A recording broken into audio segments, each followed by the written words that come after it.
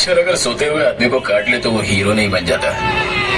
अगर जागते हुए आदमी को काट लेना तो उसको मसल दिया जाएगा। उस दिन का इंतजार रहेगा।